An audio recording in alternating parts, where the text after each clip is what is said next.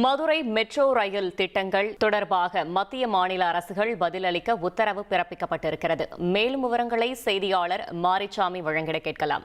மாரிசாமி வணக்கம். இந்த உத்தரவு தொடர்பான முழு தகவலை சொல்லுங்க. தமிழ்நாட்டின் தென்பகுதியில் அரசியலில் பெரும் சர்ச்சையை ஏற்படுத்திக் கொண்டிருக்கிற ஒரு விஷயம் மெட்ரோ ரயில் திட்டம் மதுரைக்கு வராது என்றது.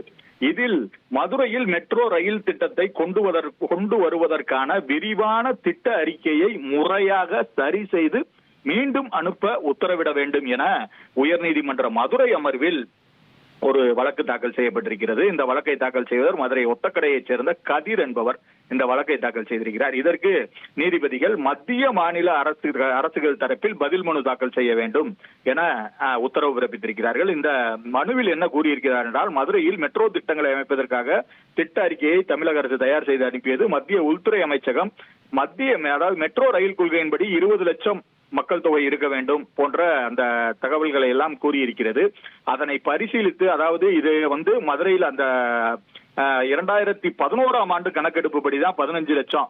அதுக்கப்புறம் எத்தனை வருஷம் ஆயிருச்சு? 2011க்கு அப்புறம் கிட்டத்தட்ட 25 வருஷத்துக்கிட்ட ஆயிருச்சு. இனிமே இது 15 வருஷத்துக்கிட்ட ஆயிருச்சு.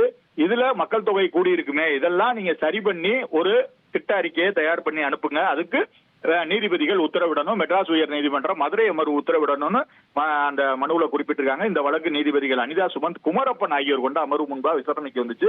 விசாரணைக்கு வந்த போது நீதிபதிகள் திட்டம் நிராகரிக்கப்படவில்லை, விளக்கங்களுக்காகவே திருப்பி அனுப்பப்பட்டிருக்கிறது, எப்படி மனுதாரர் கேட்கும் நிவாரணத்தை நாங்கள் வழங்குவது என கேள்வி எழுப்பியிருக்காங்க. அதுக்கப்புறம் மத்திய மாநில அரசுகள் தரப்புல இது சம்பந்தமா பதில் மனு தாக்கல் செய்யணும்னு உத்தரவிட்டு வழக்கை டிசம்பர் 16ஆம் தேதிக்கு ஒத்தி வச்சிருக்காங்க. தகவல்களுக்கு நன்றி மாரிசாமி.